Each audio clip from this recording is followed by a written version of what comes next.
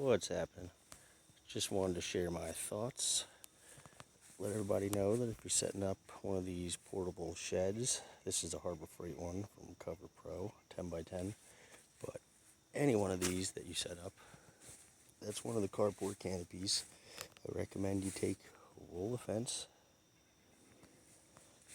and you attach it to the top. What it's going to do, it's going to spread out the snow, so maybe you'll get more than a season out of it, and should hold up pretty well. I've had it on top of that duck house for 8 years. New plastic, but the fence is still there. So there you have it. Hopefully it helps somebody out.